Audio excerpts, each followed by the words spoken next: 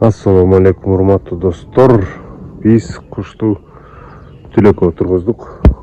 Түлөккө отурду дегени бул балапан жүндөрүн таштап чоң кушка айланат. Буйруса азыр көрүп аткандай бул сары цветте, бул балапан жүнү.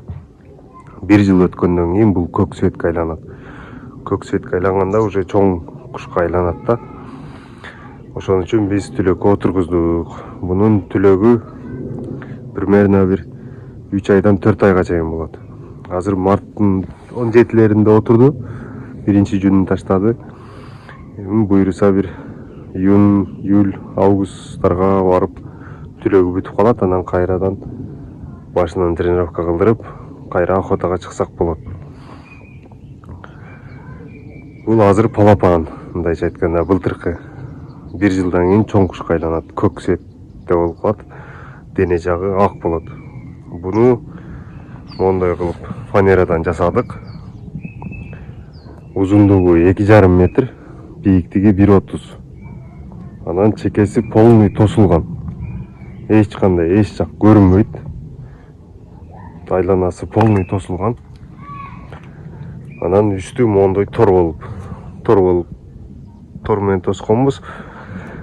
Анан тамак бергенде ушунун ичине эле таштап берип коебуз. Мурдагыдай кол менен бербейбиз. Ушунун ичине эле таштап коебуз, өзү жеп тойгунча жей берет. Эми эттен ченемдебейбиз. Себеп дегенде бул семириш керек. Семирип май топтогондон кийин анан жүндөрү түшүшү жеңилирээк болот. Анан могул жерге бүгүн суу коебуз. Суу коюп, бул тынбай жуунуп туруш керек экен. Жүндөрүн таштаганы удобный болот. Анан чекесин неге тор кылбадың?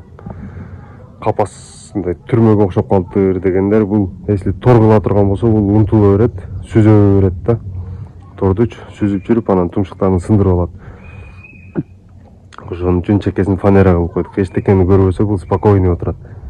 Бул жаратылышта түлөгөндө дагы уясында түлөйт. Уясы бийик жерде болот, ошон үчүн кеңири түлөшөт. Анан үстү жагында моундай дарак бар. Бул жалбырактары чыккандан кийин көйлөккө болуп, мощный атмосфера берип турат.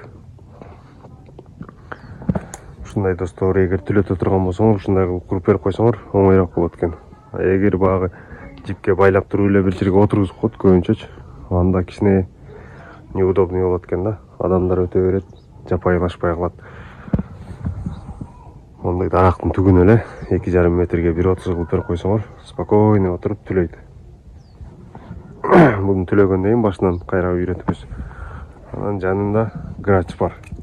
Грачка да кичинекей болсо дагы капаска киргизип койгонбуз. Мынакей бул канаты сынган маалда келген. Бул канаты түзөлбөйт экен. Кыйшык боюнча бүтүп калган экен. Бул эми ушул жерде жашайт. Жаратылышта бул бир жумага жетпей эле өлүп калышы мүмкүн. Ошон үчүн муну дагы сактап койдук.